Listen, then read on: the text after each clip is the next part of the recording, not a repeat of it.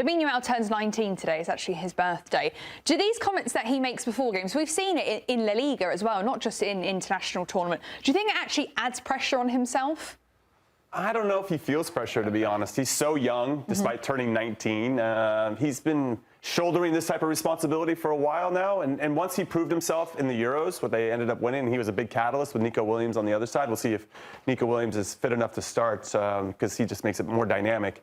He's such a special player. His belief in himself is immense. I mean, the amount of attention and advertising and everything around him.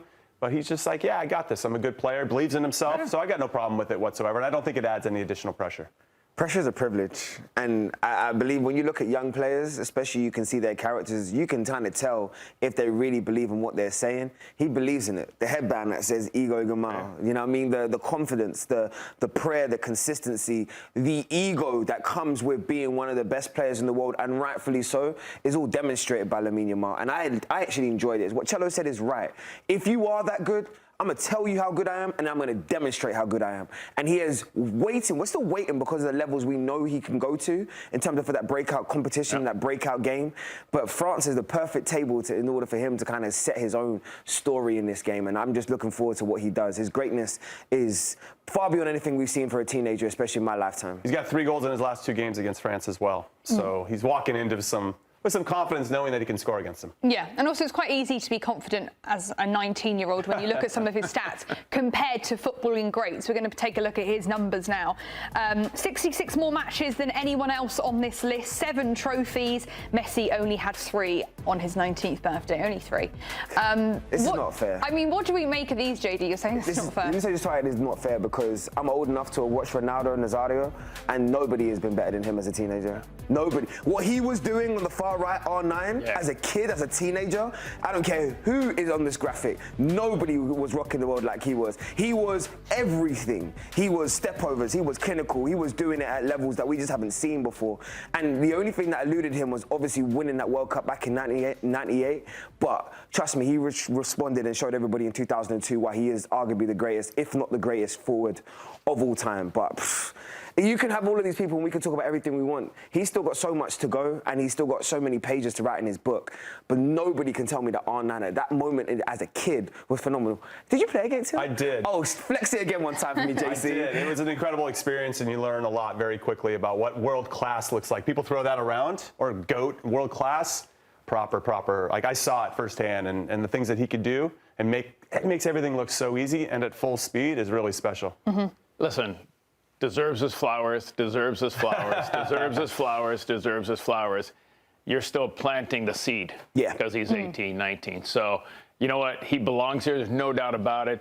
But he's got so much more to come. But when you talk about history of soccer and you talk about what has been done, these 4 here, and we're not even talking Mbappé, he's still got a ways to go, but his potential is phenomenal. So I can't wait to see over the next 10 years, 20 years of him carrying, because Messi and Ronaldo have carried it for a while. Now it's this young man's time to carry this sport and see what he can do. Yeah, it'll be exciting to see him in that game versus France. And everybody, ahead of this game, time for our storylines to watch. And JayDee is going to lead us to arguably the best partnership in international football, Connected for the Win, presented by Xfinity. So, JayDee, how will Spain slow down this duo of Mbappé and Olise? Look, 8 goals and 8 assists between them. Well, the most clinical number 9, arguably in world football, in Kylian Mbappé. And, you know, just the man that runs in terms of inside, outside, his shoulder work, his reading of the game in Michael Olise. There is nothing you can do to stop this. I promise you, there is nothing you can do. Their greatness will show greatness in their moments. What you can do, though, is hopefully as a team, and I say this all the time, you can't hurt me if you haven't got the ball. So it's all about looking after the football for Spain. And what has Spain been historically, let's say over the last 10 to 15 years, arguably the best team in world football in looking after the football. They need to do that. If they're going to stop this dynamic duo, it is not going to be because of any defensive set, any way that you set up, any low block or overloads that you're trying to do defensively. No, these are too good to understand. They've seen every scenario. What you can do, though, is not give them the ball. If they don't have the ball, they can't hurt you. And that, from there, is going to be the most effective thing. Yeah.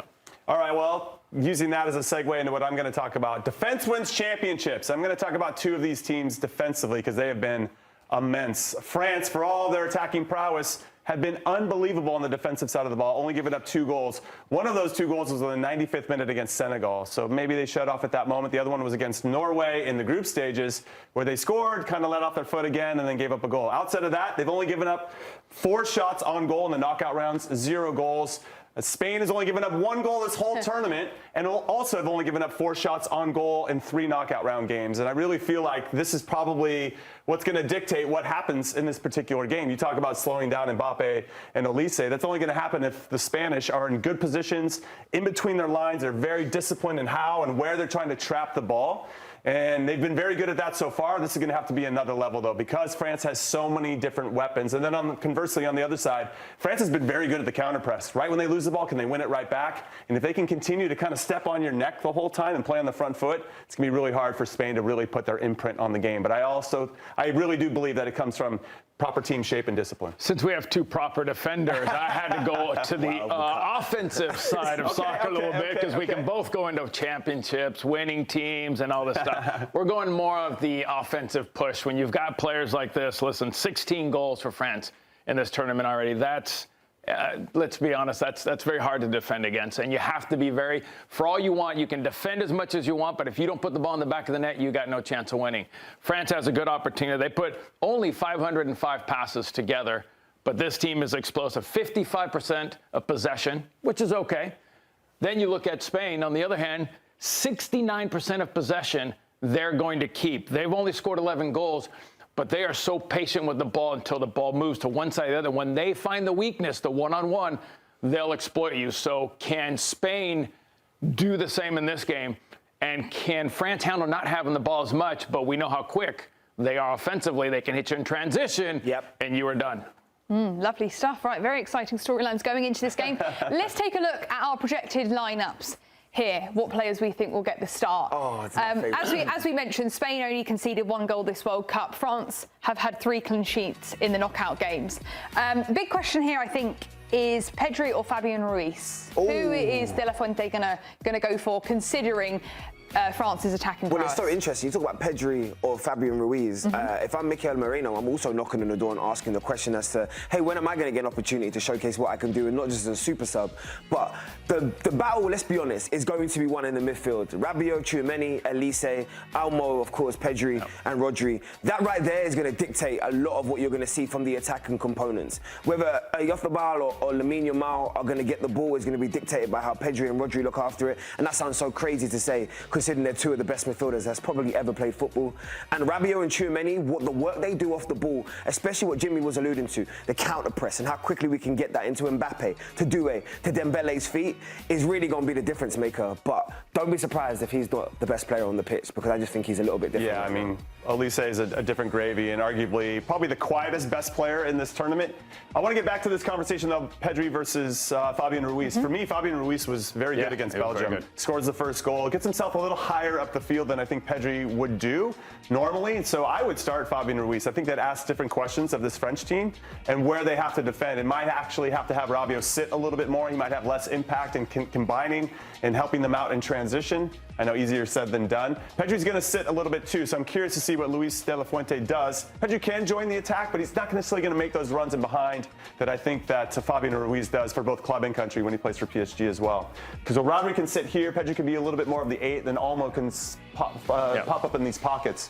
But with Fabian Ruiz, you end up he might even get higher than Olmo, and I just think it asks different questions of this French team. So really the question is De La Fuente, how does he want to start? And does he want to play on the front foot? Where does he want to try to hurt or if they find any vulnerabilities in this French team, do they think that Ruiz can do it, or if Pedri's a better fit? It's going to be really interesting to see. That'll determine whoever you see start. You're going to have a really good idea of what De La Fuente is thinking about where he wants his team to set up. Yeah, I think when you look at this, I mean, Doué, Porro, that's a key matchup for me down the wing. Dembele, Cucurella is another key matchup to me getting down the wing, because we know Cucurella likes to go forward. Dembele is not going to defend, but he does drop back into space, into the zone where protect. But, you know, when you talk about matchups that you dream about, matchups you want to see in this World Cup, I mean, it puts a huge smile on my face. Look at this. I mean, I sit here and I just look at all these names, and for me, I'll tell you, to be honest with you, Olise by me is another guy that I put with Bellingham right now in the tournament he's having. He's been fantastic. Once they took him out and put Dembele out wide and put him as a that guy that will pull the strings. He has been, I would put Bellingham and Olise as the top two in this World Cup. Incredible. Yeah. And I love the fact that you spoke about the fullbacks, because I do think the fullbacks going the opposite way. In Lamine Yamal and Nico Williams, the play they're going to test Koundé and Luka Digne is going to say a lot in terms of just overall for the direction of this game, man. Just start this now, please. I just want to give a shout out to the goalkeepers, because if you're going to win any game of consequence, you need your goalkeepers to make a big save. So I'm curious to see which one's going to step up. Thanks for watching this video from Morning Footy. For all news and insights regarding leagues around the world like EFL, Serie A, and all UEFA competitions, both men's and women's, don't forget to sign up for Paramount+.